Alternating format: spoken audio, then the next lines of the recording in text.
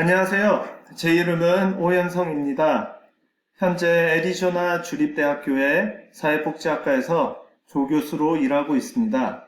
2018년 이후 카미라는 이름으로 더 유명한 정신장애인권연대를 정책 및 연구자문의원으로 섬기고 있습니다.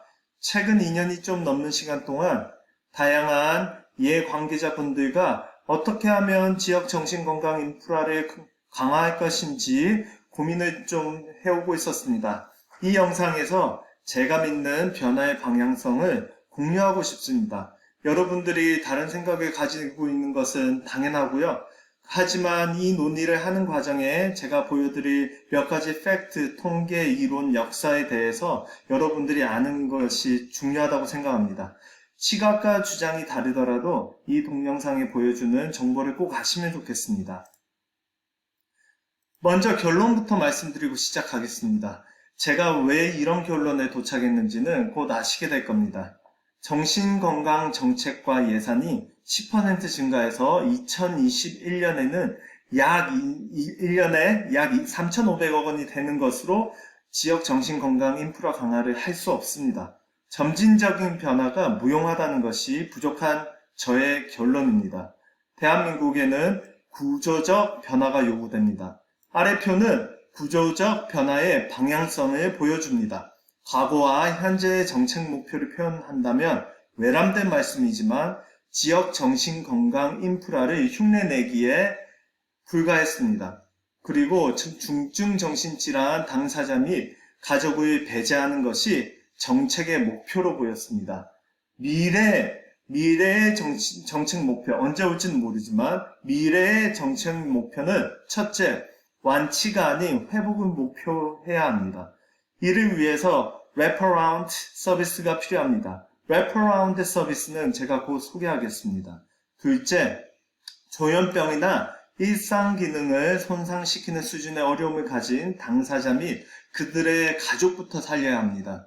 오해하실 수 있는 이야기지만 중증 정신질환 당사자 및 가족들은 배제해놓고 대중들의 대상으로 하는 자살 예방 프로그램은 우선순위에서 떨어집니다. 두 번째로 정책 결과. 현재 정책 결과는 또 외람된 말씀이지만 지역사회 프로그램이 종류만 많지 현장에 가면 당사자 및 가족들은 서비스 부족을 호소합니다. 미래 정책의 결과는 다양한 증상, 기능 손상, 사회관계 상황, 인생 주기에 상관없이 모든 당사자 및 가족들이 래퍼라운드 서비스를 받을 수 있어야 합니다. 정책을 결정하고 감독하는 거버넌스가 어쩌면 현재 있는 문제의 근원적인 책임을 가지고 있습니다. 현재 정책 거버넌스는 보건복지부 정신건강정책과의 독재 체제입니다. 당사자, 가족, 정신건강 전문가들이 수십 년 동안 이 문제를 고민해왔죠. 그런데 그들의 생각은 순환보직하는 10명도 안 되는 중앙부처 공무원들에게 무시되게 일쑤입니다. 아는 게 없으니 결국은 기존 입원 위주 현상 유지에 몰두하는 거죠. 미래의 정책 거버넌스는 당사자, 가족이 정책 개발 및 관리 감독에 참여할 수 있는 역량을 획득하고 유지하고 그리고 이들의 역량이 정책 결정 과정에 적용되어야 합니다. 정책을 위한 재원, 가장 핵심적인 변화가 요구됩니다. 현재는 정신의료기관이 2018년 현재 입원과 외래를 통하여 1조 9,339억 원을 벌어들입니다. 매출이죠. 정신재활시설의 경우 2020년 중앙정부 예산이 466억 원에 불과합니다. 실제 지역 정신건강 인프라로서 사업 및 조직 운영비에 사용되는 비용입니다.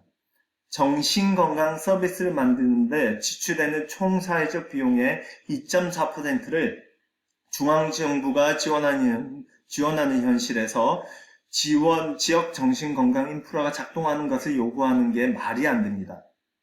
미래에는 총파이가 확대되어야 합니다. 최소한 5조 원은 지출해야 합니다.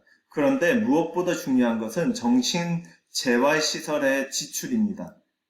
2.4%의 지출을 30%까지 증가시켜야 합니다. 마지막으로 정책 변화의 동력을 보아야 합니다. 과거를 돌아볼 때 정신보건법이 만들어지고 최근 사법위반 제도를 논의하는 원인이 되었던 사회적 힘은 안인득 사건이나 1992년에 있었던 여의도 광장 택시 돌진 사건이었습니다. 대부분의 변화는 어떻게 강제 입원을 시킬 것인지에 초점을 두었죠. 이 논의는 당연히 가족과 당사자들을 갈라치게 하면서 엄청난 갈등을 만들어냈습니다. 미래에는 당사자 및 가족이 정책 재원을 하여서 정책 변화가 시작되어야 합니다. 지속 가능한 정신보건 지식 생태계를 만들어야 합니다. 지역 정신건강 인프라를 강화시키는 과정은 생각보다 쉽습니다. 왜 당사자들이 자신이 살고 있는 동네에서 못 살고 다시 재입원하고 종종 장기 입원으로 이어지는지를 보면 됩니다. 저는 국가인권위원회와 함께 일을 하면서 그 장애물들에 대해서 직접 들어보았습니다. 당사자뿐만 아니라 가족과 정신보건 전문가들을 만나서 그들의 생각을 물어보았죠. 제가 보기에는 다음에 7가지 장애물들이 강력하게 방해합니다. 근데 조현병 환자들이 1년에 10일도 입원하지 않는 미국에서도 정신장애인들은 이런 어려움을 가지고 살고 있습니다.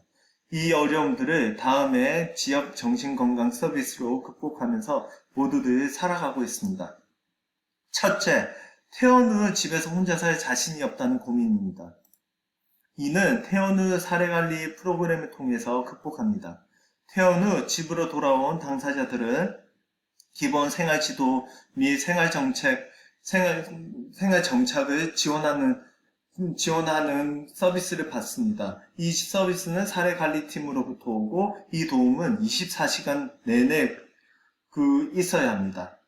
둘째, 주변에서 보는 시선 때문에 견디지 못하겠어요. 미국이라고 시선이 좋겠어요? 모든 사회에는 당사자들과 가족들을 향한 편견과 고정관념이 가득합니다. 이는 당사자 및 가족 지지 모임에 참여함을 통해서 극복합니다. 또한 차별을 경험할 때 이를 이겨낼 수 있도록 임파워먼트하는 상담 서비스도 이용합니다. 셋째, 학교를 마쳐야 하는데 학교에 가면 아무도 도와주지 않아요. 고등학교와 대학교를 마치지 못한 당사자들은 그 뒤로 상당한 경제적, 사회적 어려움을 겪습니다. 약간의 도움이 있으면 이분들이 성공적으로 학위를 받을 수 있죠. 이는 지원 교육을 통해서 해결합니다. 성공적으로 정규과정을 마칠 수 있도록 학교 내 선생님들과 학우들을 대상으로 옹호 활동을 제공하고 증상이 만드는 어려움이 있을 때 이것이 학교 생활을 중단하지 않도록 다양한 서비스를 제공합니다. 넷째, 회사에 다니고 싶은데 증상이 올라와서 제가 할 수 있을지 모르겠어요. 지원 고용은 보호작업장과 하늘과 땅 차이입니다. 우린 재활을 우선적으로 시켜야지 직장 생활을 잘할 거라고 믿죠. 그런데 연구자들이 보니 정신장애인들은 일단 직장을 잡은 뒤 잡 코칭과 지원 고용에 도움을 받으면서 새로운 환경에 적응하였을 때 사회 기능이 좋아지고 유지됨을 발견했습니다. 그리고 많은 경우 직장 동료들의 차별과 편견이 정신장애인들이 지속적으로 일하는 것을 막습니다. 그렇기 때문에 지원 고용 서비스는 이런 차별 경험을 했을 때 옹호 활동을 해줍니다.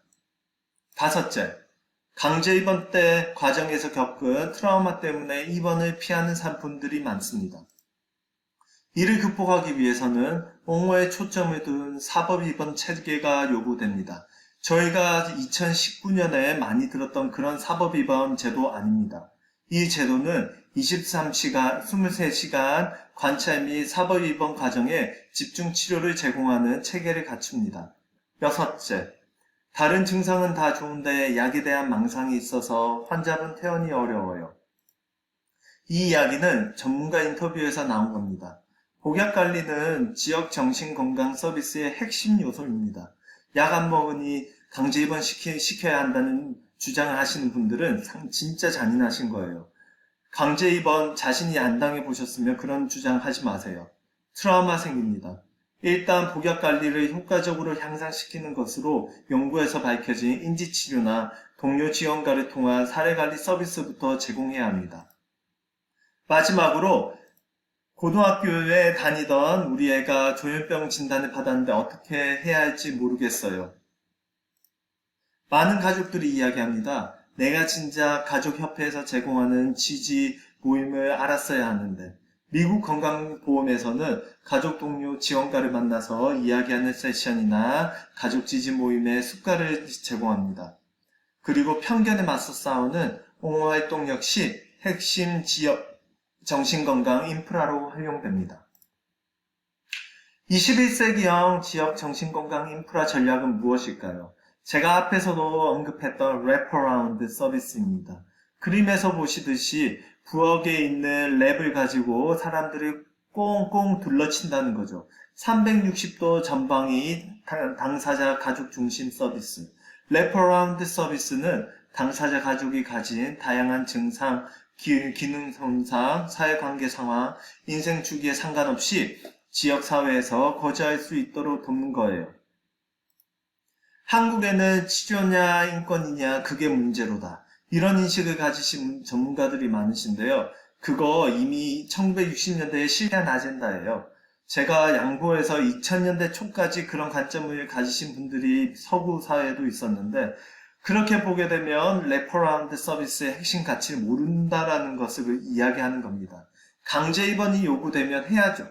그렇지만 그 전에 제공했어야 하는 래퍼라운드 서비스들을 이용한 뒤에 이루어지는 강제 입원은 지금 보는 치료냐 인권이냐 그것이 문제다. 의 갈등을 상당히 누그러뜨립니다. 래퍼라운드 전략을 실천하기 위해서는 지역 정신건강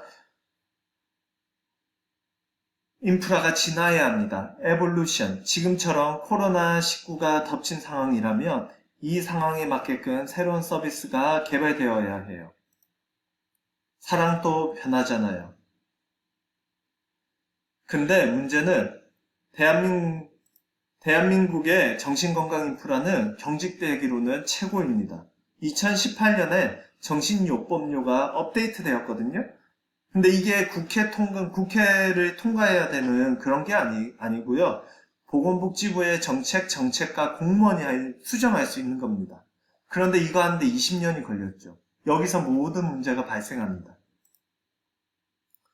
최근 많은 가족협회 회원분들께서 발달장애인 부모님들의 투쟁과 그 열매를 이야기하십니다. 아래 사진은 2018년 9월에 발달장애인 부모님들이 문재인 대통령의 초대를 받은 것을 보여줍니다. 발달장애 부모님들이 투쟁과 눈물을 흘려서 이런 정책을 얻어냈으니 정신장애인도 해봐라. 근데 보시면 아시겠지만 2018년에 3,018억 원에 달하는 비용이 병원과 의원에서 발달장애인들을 치료하기 위하여 사용되었습니다. 약 2,200억 원이 입원에 지출되었는데 발달장애인의 이 입원들 중 대부분은 사회적 입원이라고 보는 게 맞습니다. 지역사회에서 케어가 안 되지 않으니 정신병원에 입원하는 게 경우가 다수이죠. 자, 범정부 평생 케어 대책이라면 최소한 사회적 입원을 시키는 비용보다는 더 필요하겠죠. 얼마나 예산이 늘었는지 한번 보실까요? 2020년 장애인 복지 사업 안내 책자를 보시면 발달장애 지원 사업 안내, 발달장애인 지원센터 사업 안내, 발달장애인 활동 서비스 사업 안내 이렇게 프로그램이 엄청 많아졌습니다. 그런데 실제 지역사회에서 이용할 수 있냐? 그건 예산으로 표현되거든요. 예산을 보시면 100% 증가했습니다. 그런데 100% 증가해도 855억 원이에요. 이게 100% 증가해도. 근데 저희가 본 이 병원에서 현재 사용되고 있는 비용의 4분의 1에 불과하죠. 투쟁에 성공한 발달장애인들 역시도 지역 정신건강 인프라 흉내내기에 속고 있다라고 저는 주장합니다.